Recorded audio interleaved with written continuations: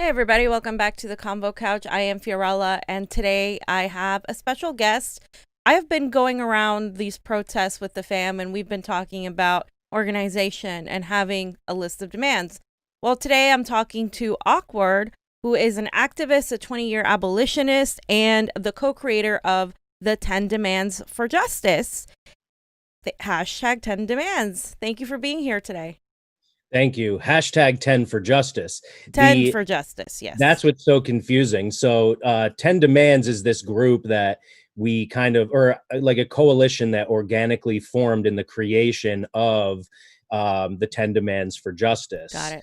And this being our first of hopefully a series of sets of 10 demands, with these focusing on criminal justice or injustice and basically setting the groundwork for full abolition of police and prisons. Again, thank you for having me. No, thank you for being here because this is something I've been wanting to discuss with a lot of people. A lot of people are like, well, these protests seem a little disorganized. Like, what are people doing out there? There's so many different groups, etc.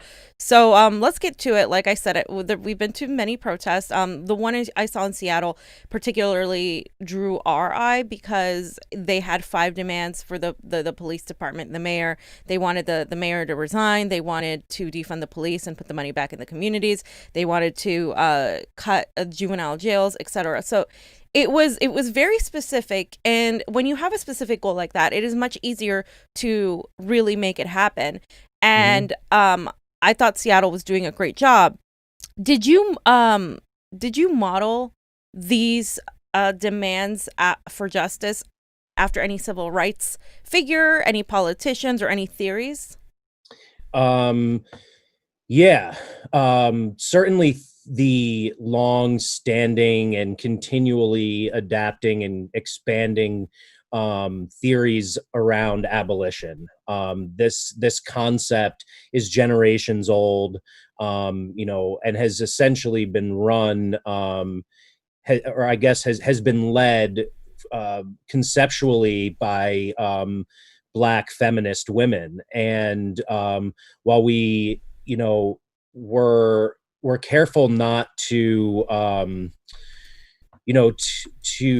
we were careful to do the research necessary so that we as individuals and as a collective stood firmly behind all of our demands. We took a lot of like guidance from the things that have been said and researched and spoken about before us by people like Angela Davis and Miriam Kaba. We definitely looked at what Movement for Black Lives has been calling for, as well as Black Lives Matter. We spoke with Black leaders that we as individuals knew and conferred with them as we were iterating the demands. And we also did that with members of the Latino community, as well as the indigenous community. The First Nations are often cast aside and forgotten about in these conversations, and they are particularly discriminately impacted by these same laws and policing mechanisms. And could you just briefly list the 10 demands for justice? Yeah, You have sure. You mentioned defunding the police in Seattle. That was also something that they tried to do where I am, or have been for years, in New York City. And, of course, in New York City, we, not surprisingly, were manipulated by Mayor de Blasio, who just basically moved peace officers, which are militarized police, from right, the police budget to the school budget. right, So that's a way to manipulate the concept of defunding. It was right. important that you noted that in Seattle, they also demanded reallocating those resources to impacted communities. And for us, that is step one, defunding the police and reallocating those resources. Meanwhile, as you're defunding, and one of the most effective ways of defunding is to demilitarize the police. as this is the road to abolition, the next few steps are what we expect to happen as we demilitarize and defund, as we set up an alternative continuum of services and alternatives to policing and incarceration. The police that do exist, the courts that do exist, we want to eliminate all discriminatory policing, prosecution, and sentencing. With, of course, anyone who is found guilty to be the first to be fired, with any departments who are guilty of civil rights violations, the first to be abolished. So this will, move us further along on the road. Number 4 is instituting complete law enforcement transparency and accountability. So having a national database, for example, having community oversight. These are things so that we know exactly what is happening, and they're not able to do it any longer with impunity. Along the lines of that, number 5 is to independently investigate all police crimes and abuses of power.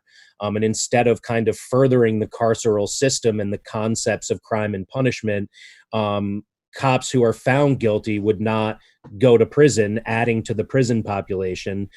They would be subject to the same types of reparative justice that we are proposing or demanding we put in place for everybody. Number 6 is installing community representation, oversight, and safety measures. So this one is specifically focusing on the alternatives that I've mentioned. So taking the million or billions and trillions of dollars that are used to fund police departments, we will put instead into community-based public safety measures like peacekeepers and wellness checks, intervention and violence prevention, education, mental health services, substance abuse treatment, and then mediation and reparative justice. Number 7, something that we're all facing right now, as protests are, happening across all 50 states.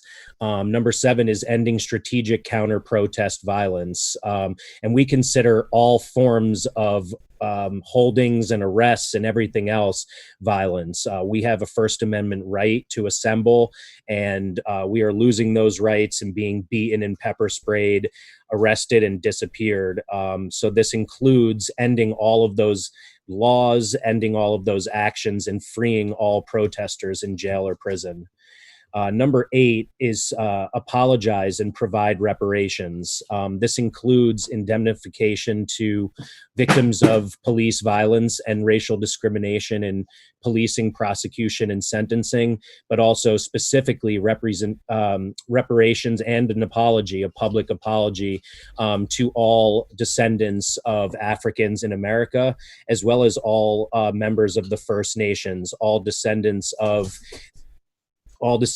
the Native American people or First Nations who were here when the Europeans first came and raped and stole and murdered. Number 9, end the war on drugs. That includes ending the criminalization of drug use and drug addiction, as well as what is now somewhat popular, legalizing marijuana. But in addition to just legalizing it, it's essential that we free everyone who is being held on drug offenses as some of the first people to be released from prison, as well as make sure that the money is not all going to white businessmen, but the communities that have been most impacted by the war on drugs through specific laws being passed. State and federal revenues should be invested into those communities so that they can have legal marijuana businesses. And number 10 is really incredibly comprehensive and vast in that this is our demand to end carceral punishment. So as we defund the police, get to the point where they have zero salaries and zero investment, we've developed the alternatives. We can now, have a system where carceral punishment is not necessary and police are not necessary. But again, this is something where we can start today. We believe that this minute we should be freeing everyone in jails, prisons, youth facilities and detention centers who are elderly, disabled, or immunocompromised, nonviolent offenders, undocumented immigrants, criminalized survivors, typically women who have been locked up for finally defending themselves against their abusers, Right. and anyone held on bail or for parole violations. So, We can do that today. yeah, I mean, all of this sounds like really amazing to me, but a lot of people are really scared of this word abolish. Mhm. It is argued by many that this is a very divisive word. People even had issues with the word defund. I mean, people were going crazy when the word defund was thrown out there. So why abolish in particular, instead of everything else? And how do you plan on convincing people that this is necessary in this country? Well, the reason why defunding is too soft of a word for me, even though it is an integral part of what we are demanding, is because it doesn't tell the full story. For one, like they tried to do in New York, and I certainly admire the effort, and I think every dollar removed from the police budget is a step in the right direction. Just asking them to cut 1 billion when the budget is far greater than that is insufficient, and just saying defund without including the fact that that money should not go into some other form of carceral punishment or some other form of, like, for example, community policing, which has also proven not to be effective and to be disadvantageous to the communities themselves. To me, we've shown, and as Angela Davis has said, over time, that reforms not only don't work in a lot of ways, and in a lot of cases, they've actually worked to strengthen the system that we're trying to change. So for me, the only word and the only concept that will suffice is abolition. And it's important, though, and this is how we help convince people or help them understand, is that this is not a alternative vision of the world that is complete anarchy. It is not a vision of the world, and again, we're just talking about the United States, but a vision of our society where there are no repercussions. And it's also not something that we believe can happen overnight. Like I said, there are certain things like beginning to defund the departments and demilitarize them, holding cops accountable, freeing people on bail, ending cash bail.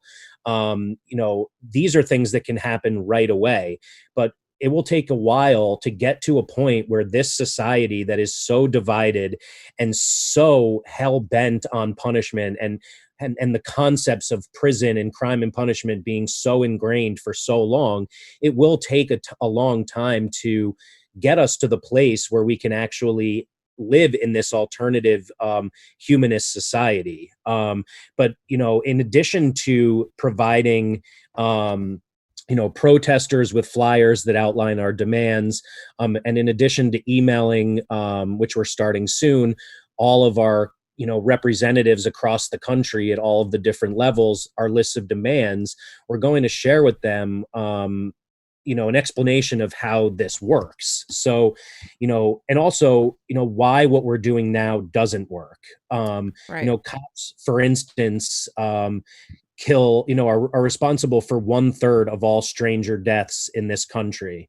40%, more than 40% of cops abuse their spouses, and those are just the ones who are brave enough to report this to other cops.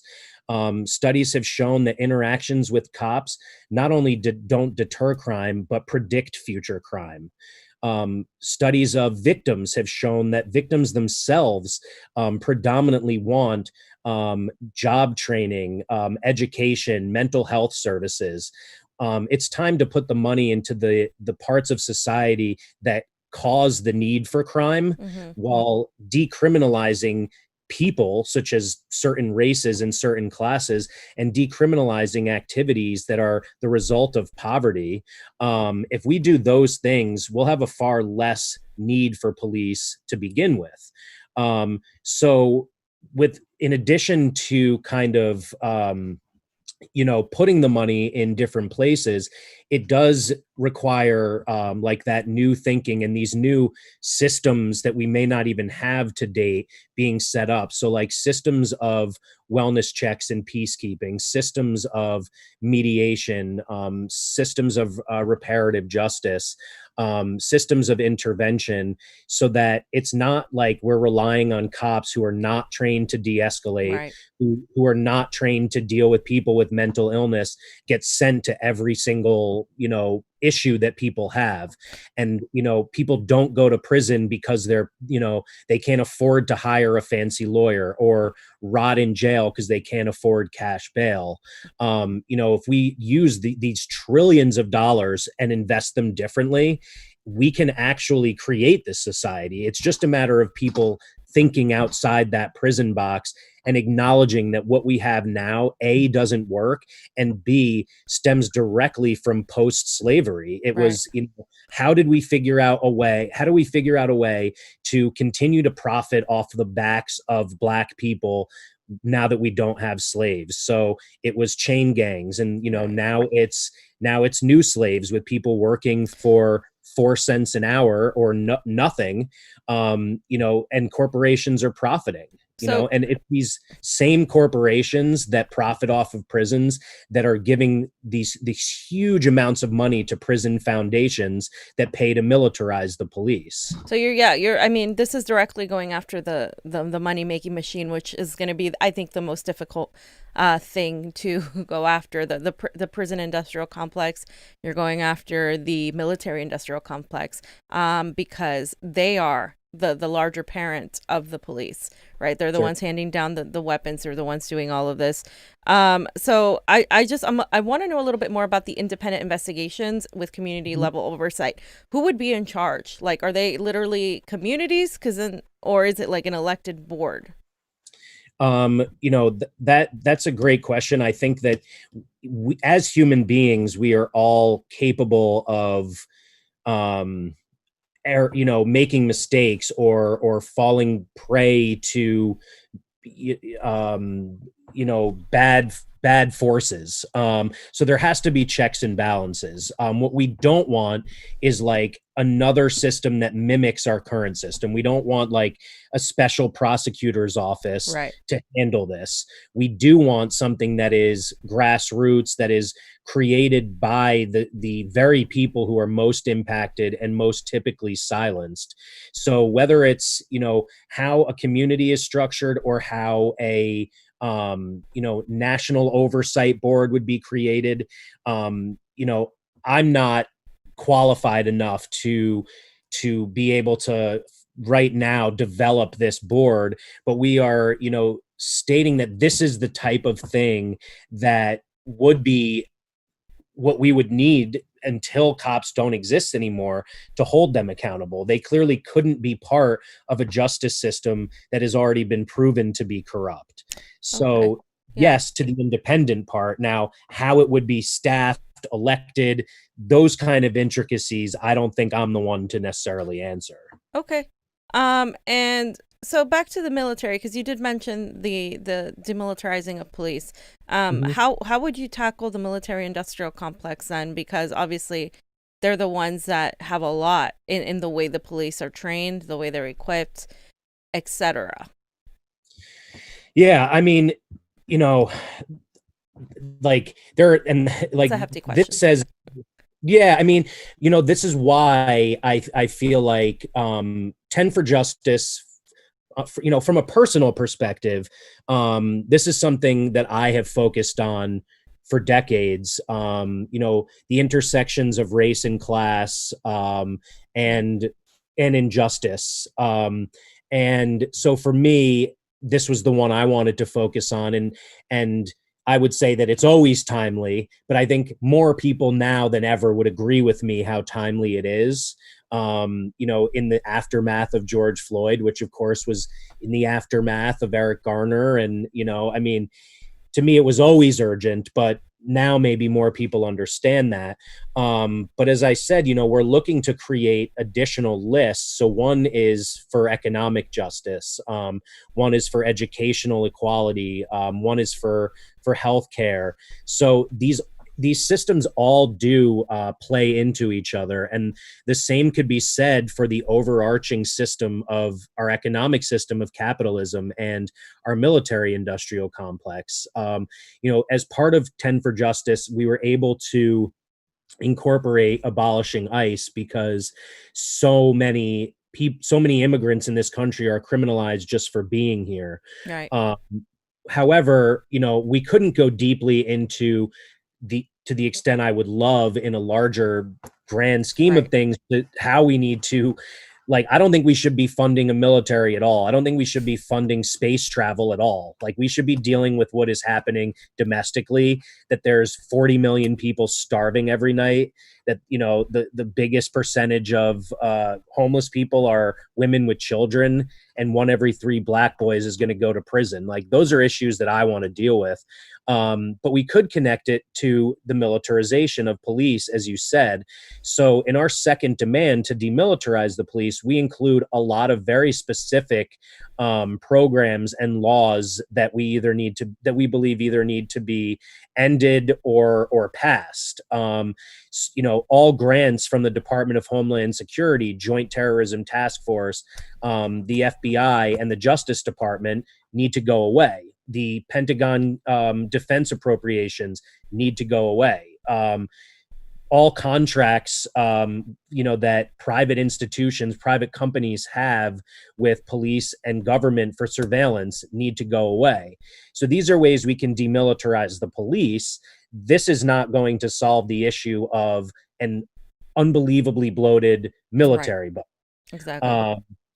And do I think that it is possible to abolish police and prisons without abolishing capitalism? I personally do. Not everyone would agree with me, but I do. I think that while I'm not in favor of capitalism, if it's essential to keep it, but we can have a more just society, I think we should do that. And the companies should pay their taxes. They don't do that. And they should also figure out a way to hire people for a living wage. They'll still make billions. They just don't need to be hiring people on the outside for $5 an hour or people on the inside for 20 cents. And, another thing that I'm seeing is the focus on economics. I'm even seeing it in the protests. They're starting to shift to people not being able to pay rent, the $600 running out in a couple days, all of these things that are happening. So don't we need to address economics too, for everybody? Also healthcare. I mean, all these things are economic and themselves. So are there any points that you think should be addressed to include economics? Absolutely. So I've been part of trying to help organize the general strike and the people's strike since May 1st, because, like you said, people can't afford to go to the doctor. They can't afford to feed their families. We have a record level of unemployment, and on my birthday, August 1st, we're going to have a new record number of homeless people because they can't afford to pay their rent. And while it would have been really easy to pass a rent freeze, they decided to give more bailouts to corporations. I mean, the Democrats and Republicans clearly don't care about us. And that's why I think while there's obvious benefits to having a really focused protest with really specific demands like they do in Seattle, I think it's incredibly important to just have people out on the streets. Right now, it's the biggest uprising in the history of this country, including the civil rights era. We are scaring them, and that is good. If I'm scaring them by recommend or demanding abolition, then maybe they'll listen to someone who's talking about defunding.